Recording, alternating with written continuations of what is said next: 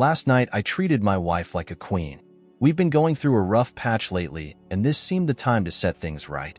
I'd taken the day off from work, ostensibly to take our 2 kids, one of each, Jack 14, Shayna 12, to a week-long soccer camp, but mostly to make sure everything was perfect.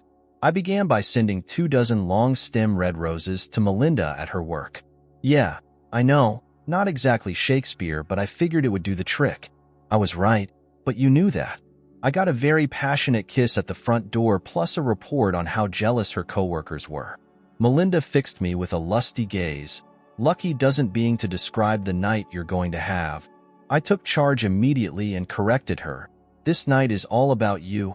Step 2 was to draw my love a steamy bubble bath, complete with a glass of perfectly chilled Chardonnay. I told her to take her time while I got dinner ready. Not that I was cooking. I simply drove to her favorite Italian place and picked up dinner for 2. I popped it into the oven upon my return. If you're enjoying my content, consider joining my Patreon community. By becoming a patron, you'll get access to full parts of my videos much earlier than everyone else. Plus, you'll be supporting me to create even more awesome content for you. Check out the link in the description to join now. I just finished setting the table when I heard Melinda behind me. You are a naughty boy. I turned to see a vision in red. Melinda was wearing everything I'd bought today. She had no idea just how naughty I planned on being. Dinner and lots of wine later, I lead her to our bedroom. She followed willingly as I slowly undressed her along the way. Laying her on the bed, I rained kisses all over her body. Basically, I tortured her with foreplay, constantly moving around her body as soon as she got really into whatever I was doing. We rested for a few minutes, saying those words that lovers say. Actually, I was doing most of the talking. She was somewhat incoherent. I told her again and again how much I loved her. Then I went down on her again, this time adding a finger then 2. Her face was a mask of conflicting emotions. After all that, I crawled into bed next to her and fell immediately asleep. I slept very soundly. Awaking early the next morning, I showered and was out the door before she knew it. I left a note reminding her that I would have to work late to make up for taking the day before off. Oh, I definitely had my work cut out for me today. Today, I am sitting in ambush for AS. I checked my watch, any minute now. The S would be my wife of 16 years, Melinda, the aforementioned queen of last night's amorous activities. Melinda's been cheating on me for, well, as near as I can determine, the better part of a year. I've been sure for the last month, suspicious for 2 before that. My suspicions were based on the little things that flow back and forth between couples. The behaviors, the habits, and most importantly, the easy evasions that hint something's not quite right here. For instance, there were lots of little things that by themselves were all innocently explained. Things like RS life being way down while Melinda dressing sexy was way up. She was feeling it. I sure as hell wasn't getting it. I know that's not much to go on. One of the primary instances that caught my attention and coalesced my observations into suspicions was a night out, without the kids. Melinda met me at the restaurant having come directly from work. Come turned out to be the operative word, because Melinda had the unmistakable glow of someone who just had really good S. It was in her eyes, her face, and particularly in the way she moved. That night when I should have gotten lucky, she begged off the thing, citing a mild yeast infection. I settled for a BJ and decided to find out the truth. So I started checking up on her, monitoring her time away from me, checking the laundry, and listening very, very carefully to everything she said. It's amazing the things you pick up in common conversations when you really pay attention. I've always operated on the idea that a woman will do everything she can to avoid an outright lie. This doesn't mean you'll get the truth. It means you have to really listen and consider all of the possible meaning of the words being spoken, almost as if you were playing verbal chess. So many possibilities and permutations. I was surprised at the subtle insinuation of disrespect that permeated our interactions. There was an undeniable condescension. I seemed to have lost my former position in the hierarchy and equality of our relationship. That and it was difficult to get a hold of her at work on Tuesday and Thursday afternoons. Even though in my mind my suspicions had turned to certainty, there was nothing worth going to see a lawyer about. Then I found what I needed, actual physical evidence. A pair of sea-crusted black underwear. I knew the last time I'd seen her wearing these. I knew to the day the last time we'd had it. The discrepancies between these two dates added up to infidelity. As far as I was concerned at that point, she was more likely guilty than innocent. Confronting Melinda was a little more problematic. I mean, she'd been lying to me for who knows how long. I assumed that she had her cheating excused by some form of perverted rationalization. I decided on a simple, straightforward approach. I suggested another husband and wife only night out, reminding her that she owed me. I asked her specifically to wear the black. That night as we dressed, I reminded her about it, and she said I wouldn't be disappointed.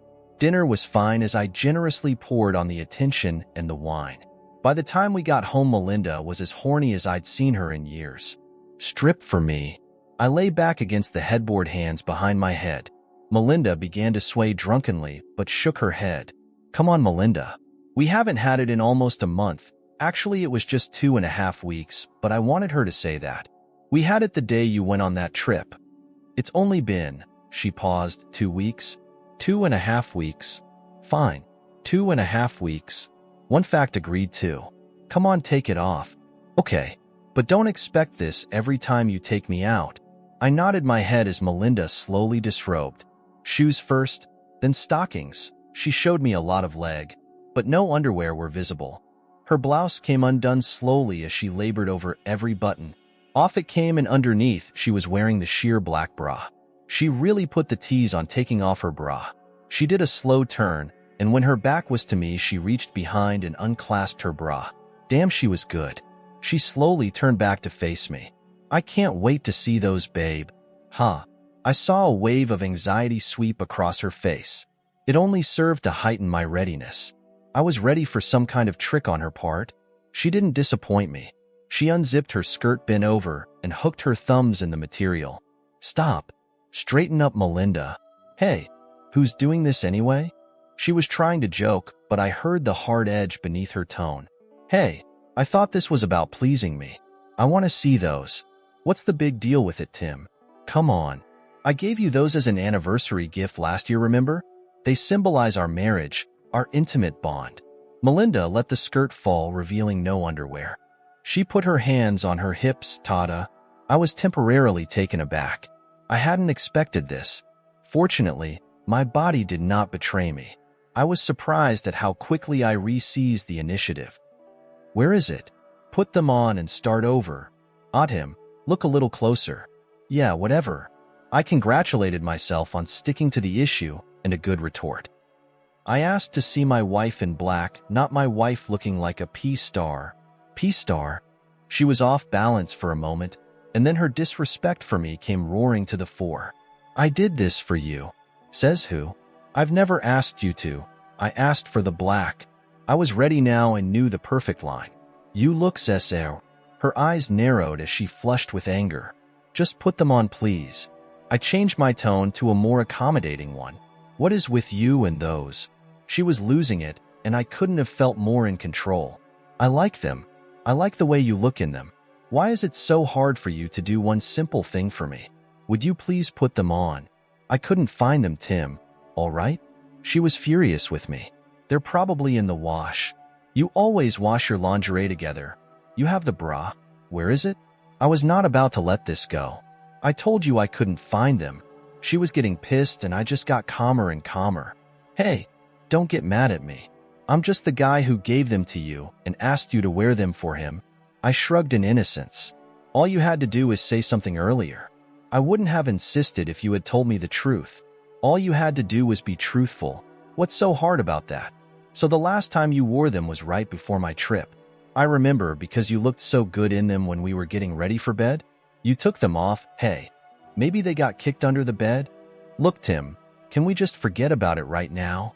The horniness was draining from her face. I could see a glimmer of doubt in her eyes. Sure, no problem. Melinda sighed in relief. I wasn't done with her yet. I think I remember where I bought those. Man, they really meant a lot to me. Yes, Tim.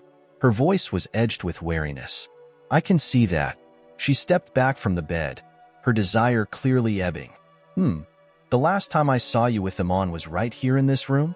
I rolled off the bed and knelt beside it, lifting the sham. You took them off before we had it, right? I think you were standing right about here, Remember? I remember, Tim. I was standing here. I took them off and we had it. But now, I'm standing here, and I seem to be developing a headache. Melinda began to pick up her clothes. Well, what's the problem? They're just underwear. No big deal. Melinda looked miserable. Are we okay, Melinda? Is there something you want to tell me? I mean, it's been 2.5 weeks since we had it, and I make a simple request, and now I'm in the doghouse. Why didn't you just tell me that you didn't know where they were? What's so hard about being honest with me? Why would you try to hide something like that? I don't know. I didn't want to disappoint you. I know it's been a while since we've been together. We're both so busy with careers and family. I guess I've turned next to nothing into a big to-do. I'm sorry. Me too. Well, how about we reschedule? Well, looky here. I smiled as I pulled out the crusty underwear and extended them to her. She took them, looking puzzled, momentarily horrified, then, surprisingly, confident. So that's where they've been? I thought I'd looked there. I had to give her credit. She was recovering very quickly. Go ahead, put them on. They're filthy, Tim. I'll make sure you're the first to see them after I wash them. That's it. I had to admire her brazenness. Why? Is there something else? We haven't had it in 2.5 weeks. We agreed the last time you wore these you took them off before we had it. Explain to me what they're all crusty with. I silently congratulated myself on not sounding accusatory. It looks like what happened next was a bravura performance of lies and evasions. We were wrong on the dates and timings of when we'd had it. She even made a big deal over realizing that I suspected her of seeing someone else. I was jealous over nothing. The capper. She, though it was cute that I suspected her of being a crazed vixen. I apologized profusely for my jealousy and poor memory. I watched the look of conquest glow from her. I'm sure she thought everything was all right. It wasn't all right. She was wrong. It wasn't nothing. And there is nothing cute about being I knew that much. My apologies dissolved into a white-hot, quiet anger. My anger ushered in a change of perspective. I was no longer in doubt. I knew then that she was someone else. As far as I was concerned, our marriage was over. I knew, and soon, she would know that I knew. When you're no longer in denial, you can actually find out a lot in a very short amount of time. I wanted incontrovertible evidence. Basically, I wanted to catch her in the act, and I was willing to do whatever it took. It's amazing what they can do with modern GPS equipment, a tap on your own phones, a bit of computer snooping, and a couple of digital voice recorders. All too soon I had a fairly clear picture. Who he was, what they did, how often, and most importantly, when they planned to meet next. Her lover was some guy named Ernie. They met 2 to 3 times per week, Tuesday, Thursday, and frequently Saturdays, usually at a motel on the other side of town. It all seemed so routine when you listened to the recordings. The biggest surprise for me was the complete lack of guilt on Melinda's part. In the taped conversations, I was usually characterized as simply someone to be scheduled around. That was it. I was a complication to their being together. When I realized Melinda's utter lack of concern and the depth of her disrespect for me, I went from some ambiguous thoughts of possible reconciliation, with her really having to make it up to me, to absolute retribution. She was going to pay. I wasn't going to fight for her. She was now the enemy. I was going to fight her for everything. It's amazing what that kind of clarity that can do for you. I can even tell you the exact moment that I reached that tipping point.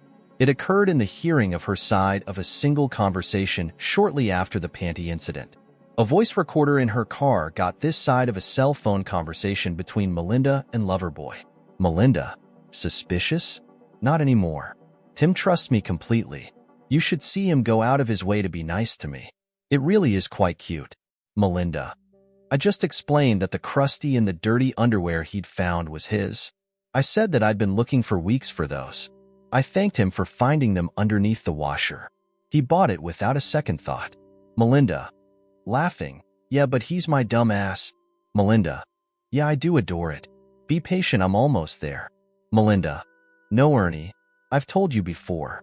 I loved him. He's my husband. Melinda. Yes, I love you too. But in a different way. Thank God I don't have to choose. I have the best of both worlds. A husband who makes love to me and a lover who totally F me. It's funny the things you can consider when you no longer care about the other person. The B was going to pay big time, playing the cards you're dealt. My payback was multi-pronged. I wanted Melinda to suffer short-term and long-term. If things went as planned, Melinda would never forget her betrayal. I can't say I was looking to put a hurt on Ernie. As far as I was concerned, he was just an opportunistic prick. If trouble came his way, so be it. Our kids were a different story. I wanted to protect them from the initial blast of our family dissolving. Plus, I wanted it all to land on Melinda. I wanted her to look into their sad faces and know that she alone was responsible. In that way, they actually determined my timing. I waited for the school year to end and arranged for them to attend a week-long soccer camp at a university a couple of hours' drive away. The camp ran Monday through Friday.